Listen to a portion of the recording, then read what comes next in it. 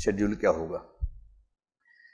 Schedule एक व्यक्ति सबके लिए बनाए, ये तो हास्यास्पद बात है। वैसे तो हर व्यक्ति अपना शेड्यूल खुद ही बनाएगा। एक बेसिक्स आइडिया हम डिस्कस कर सकते हैं, उसको कस्टमाइज करना है अपने हिसाब से। बेसिक बात जो है, डेली शेड्यूल में 3 कंपोनेंट्स का ध्यान रखिए। पहला कंपोनेंट है कि करंट अफेयर्स को बिल्कुल भी मिस मत कीजिए।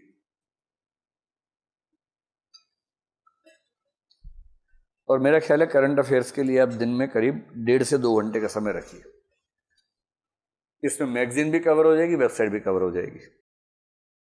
मैगजीन में करंट अफेयर्स के 60 तो पेज होते हैं महीने भर में, और 60 पेज पढ़ने के लिए अगर आप ठीक स्पीड से पढ़ते हैं, मेरे ख्याल से 2 घंटे में 6 पेज तो ही जाते होंगे आराम से। मतलब आराम से पढ़ने की बात अगर करें तो 10 दिन में खत्म हो जाएगी मैगजीन। 2 घंटे में कितने खत्म होते हैं पेज आपके? 6 नहीं हो पाते। 6 तो बहुत कम बोल रहा हूँ मैं, आराम से बता रहा हूँ। 6 तो कुछ बात ही नहीं है, उसमें तो ज़्यादा ही पढ़ते होंगे। मैं तो बहुत अच्छे से अंडरलाइन करके साथ में नोट्स लिखते हुए उसकी बात कर रहा हूँ कि 6 पेज कर लेते होंगे आप। कुछ लोग 8 भी करते होंगे, 10 भी करते होंगे, कुछ तो 60 भी कर लेते होंगे। बस उनसे कुछ पूछिए मत बाद में क्या क्या पढ़ा है। तो ऐसे तो कर ही लेते होंगे। मैं कह रहा हूँ गहराई से पढ़ने में आपको शायद 2 घंटे में 6-8 पेज कवर होते होंगे, इससे ज़्यादा नहीं होंगे, क्योंकि उसमें फैक्ट्स बहुत ज़्यादा होते हैं ना उन पेजेस में।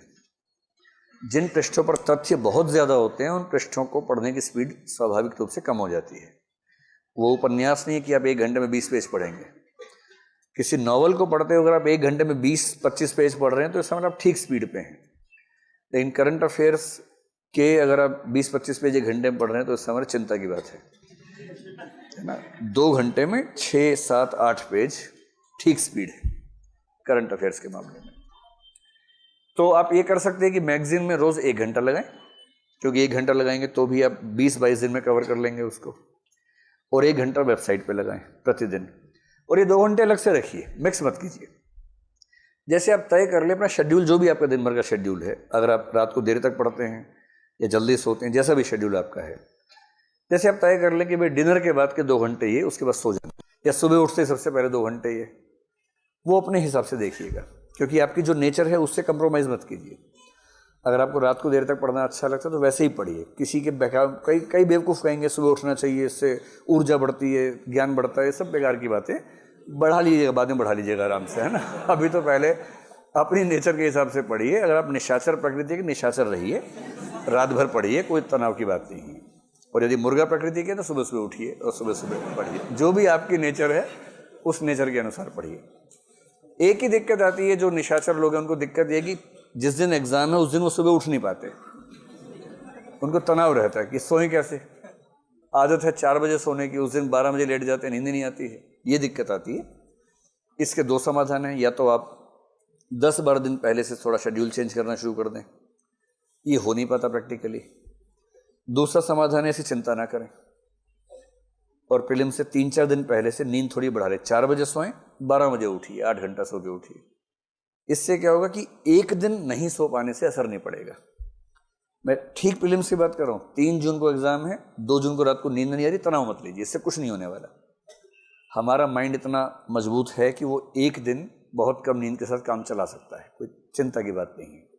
लेकिन हाँ, उससे पहले 3-4-5 दिन अपनी नींद ज़्यादा ली हो, ये थोड़ा सा मैनेज कर लीजिएगा। अपने नेचर से कंप्रोमाइज़ नहीं करना है, लेकिन उस नेचर के हिसाब से कोई 2 घंटे का शेड्यूल अलग से निकाल लीजिए करंट अफेयर्स के लिए। इसी तरह से 1 से 2 घंटे का शेड्यूल निकालिए रिवीजन के लिए।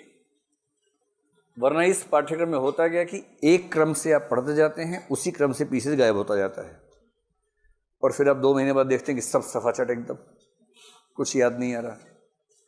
फिर आपको लगता है कि याद तो नहीं आ रहा, वो 2 महीने गए कहाँ मेरे जीवन के, जो 2 महीने मैंने गुजारे थे इसमें, वो चले कहाँ गए। तो अगर आप चाह रहे हैं कि उस समय का मूल्य रहे तो दिन में कम से कम 1 से 2 घंटे का समय रखिए केवल रिवीजन का। पिछले सप्ताह में जो भी पढ़ा है उसको फिर से तेजी से पढ़ लीजिए। मनोविज्ञान में एक सामान्य बात है कि जिस चीज़ की रिवीजन आपने 3 बार कर ली, वो चीज़ आप आराम से भूल नहीं सकते। और 3 रिवीजन का मतलब है जिस दिन पढ़ा उसी दिन कर लीजिए। एक बार वीकली रिवीजन, एक बार मंथली रिवीजन कर लीजिए।